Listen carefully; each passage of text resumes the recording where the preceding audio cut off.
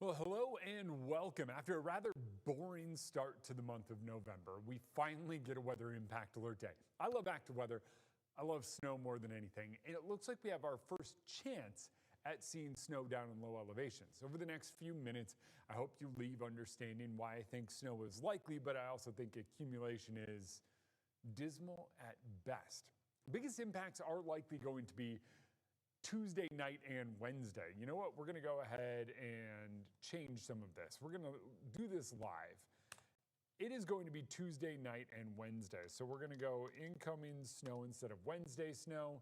And we're going to go over here and go Tuesday and Wednesday. Okay, I think that is a better idea of what to expect because some of you are going to start to notice those impacts as early as Tuesday. So for a lot of us in low elevations, this is going to be kind of a minor impact. It's going to be one of those ones where our ground has been exceptionally warmed over the past few days when our temperatures have climbed up to near 50.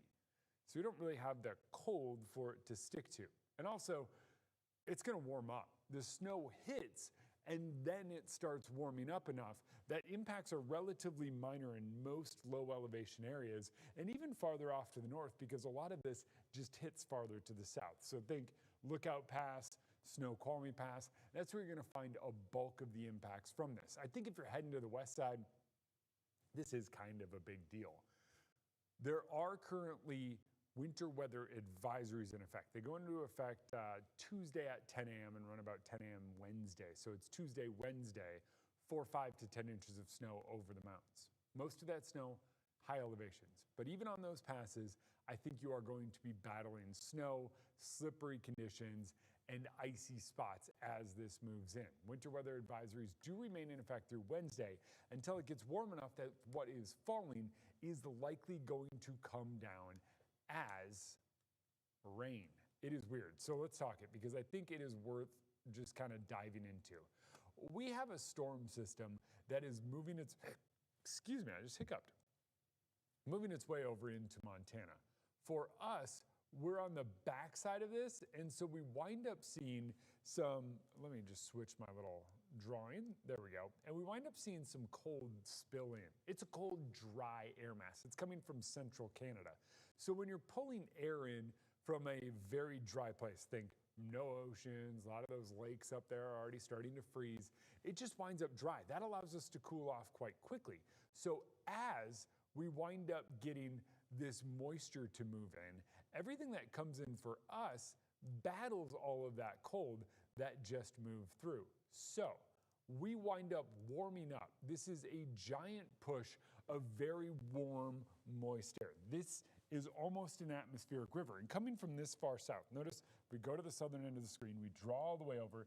We are as far south as Mexico. The tail end of this is coming from all the way down in Mexico. If it were January, this pattern would bring us rain. That is how this works. However, we pull in this cold on the backside of our low pressure center moving through Montana that allows us this brief window where we will likely find a little bit of snow. I really, really like the idea of snow hitting at the beginning of this. I also like the idea of it melting as fast as it falls. Accumulation is going to be difficult. We just cleaned it up. This is actual radar now. So let's go ahead and zoom in because look over in Montana. It's coming down in snow pretty good. Snow over the mountains, snow in the Cascades. That's that colder air mass that's moved in. And that colder air mass is playing a big role in setting up what is to come. We're going to go through two different forecast models, both of which I think tell a great story, both of which are a completely different outcome. First and foremost, we're going to go through our in-house model, the one that is the old trustworthy one that typically does some great things for us in terms of timing and precipitation type.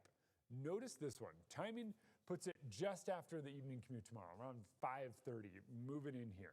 I think I would start planning on it 4 or 5 o'clock. If you're heading over to the west side any time tomorrow, I would plan on some of that snow over Snoqualmie Pass. Remember, we're in that time of year. Traction tires, four-wheel drive, all of those things do make a difference, especially if you're heading over to the west side for this holiday weekend. Big chunk of central Washington winds up seeing rain. Once again, we're way too warm down at the ground. We are going to watch our temperatures dive tonight. I think that plays a big role in what we wind up seeing. But let's watch this. From, say, 4 p.m. to 10 p.m., we start to see the snow really move in. I think our biggest chance of seeing snow comes in that 10 o'clock hour, 10, 11 o'clock, 9, 10, 11. Right in there, that's our biggest chance of seeing snow in lower elevations. Notice it's pretty widespread. Lewis and Clark Valley pops up as not snow. I think we're splitting hairs here for us. Snow levels are going to be right around may rain in downtown Spokane, maybe snow in Coeur d'Alene, South Hill of Spokane. Notice areas off to the north. I said this a little bit earlier. Those areas off to the north where you're not really seeing much in the way of precipitation, that's just how this sets up. So say anywhere north of Deer Park, you get up into north central Washington. That's where you wind up seeing a little less in terms of precipitation amounts and also therefore less in the way of snow accumulation. That moves up. By Wednesday morning, we are back to pretty dry by the time the sun comes up. And then we move through Wednesday relatively dry, but those impacts of the snow are already there. Rain starts to move back in Wednesday evening. Now look at this. This is 8 p.m. Wednesday evening, and over Snoqualmie Pass, there's one tiny, tiny little area where we have the potential of squeezing out a little bit of snow. The rest of it is already changing over to rain. Remember, it's that warm push of moisture. And then as we get into Thursday, it looks like it is all rain for us here in Spokane and Coeur d'Alene. You're gonna have to go pretty high to find snow by Thanksgiving Day. Seriously, it looks like, jumping up to almost 4,000 feet. Seriously, we go from snow levels around 2,000 feet to all the way up around 4,000 feet by Thanksgiving. And as we keep pumping in that warm air, it is likely they're around 4,000, 4,200 feet.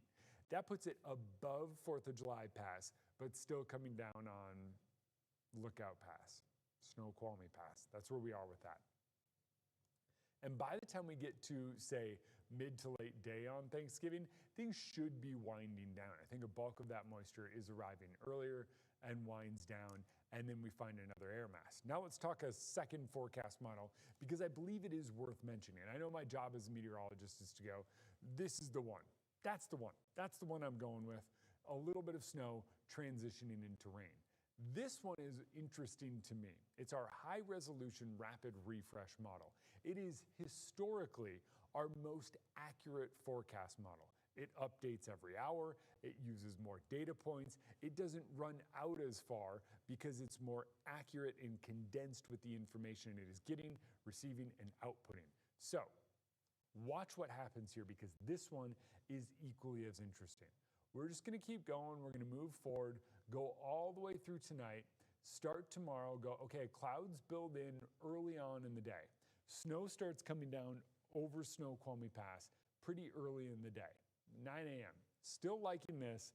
However, this is where I think things get interesting. Look at your time. Watch by 11, 12, 1, 2, 3. We're now at that same almost 5 o'clock hour on your screen. Notice what's happening here. All rain. This is picking up everything coming in as rain. Remember, this is our historically most accurate forecast model. This is picking up rain starting tomorrow in that 4 or 5 o'clock hour, and it just coming down as rain almost the entire time, with a little transition over to snow late Tuesday. That's Tuesday late night. Remember that 9 to 11 o'clock hour. That is our best window for it. And that is when I think, no matter what, we wind up seeing some of those snowflakes mixing in. But parts of town, even on this model, wind up getting a little bit of rain. I think that is likely going to be the case. Remember, other one, great for timing, might be doing a little overzealous with the snow. We are likely going to see snow all over town. It likely doesn't stick. This tells a story of, hey, it's not really going to stick.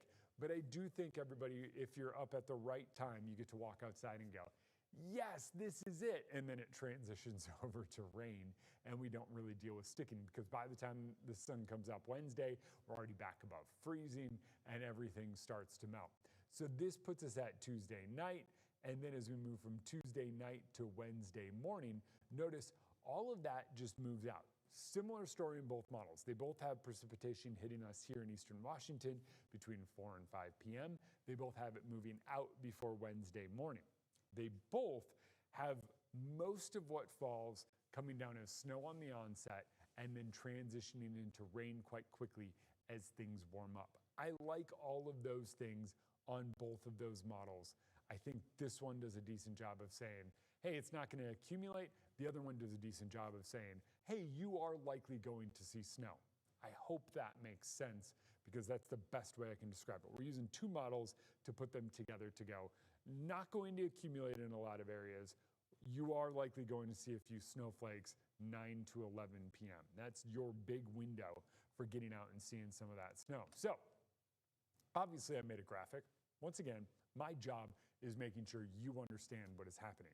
So the timing is Tuesday night through early Wednesday morning. This is Wednesday before the sun comes up. So by the time the sun comes up, we're already heading back into that drier weather pattern and slowly starting to warm. It is a slushy, melting snow where you see it. Basically, it doesn't accumulate. Does it stick? No. Accumulate is the fancy meteorological way of saying stick. In the mountains, it is coming down good. So if you are heading over any mountain pass, check road conditions. Have your traction tires, have your chains ready to go.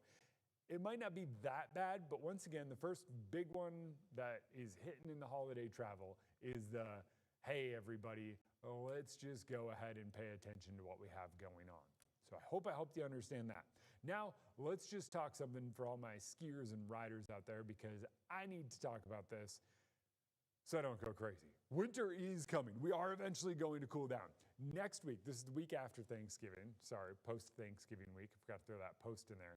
We are trending actually colder, and it does look like we're starting to trend a little bit cooler, and that likely means that transition toward hopefully getting some snow up in the mountains, hopefully getting it to stick, and hopefully getting ski season going. Until then, next few days are interesting. Tomorrow, we are going to top out around 39, but we're also waking up to temperatures in the 20s. Very widespread. I think it's very likely we fall back into the 20s here in Spokane. It is going to be cold tomorrow morning. Then we're under that weather impact alert. I'm starting it Tuesday afternoon and evening, running it through Wednesday, even though most of our precipitation is done by the time the sun comes up Wednesday morning. Then we wind up seeing a round of showers, helping bump our temperatures. We're going to climb back into the 40s and stay there day and night. Mid-30s at night, 40s during the day, we stay warm. Our next system moves through on Friday. Behind it, we get cold air, and that cold air takes us into a much colder next week. Next week, cold and snow, those are a much bigger factor in what we're talking about. This week, travel is the biggest factor. And even though most of what we're seeing isn't overly impactful, I do believe it has big impacts because of how many people are hitting the road for travel and the extent of that travel going over either mountain passes heading to Montana or over to the west side. I hope you understood everything. If not, drop me a message. I will gladly walk you through it and timing and everything. For now, there's what I think is going to happen.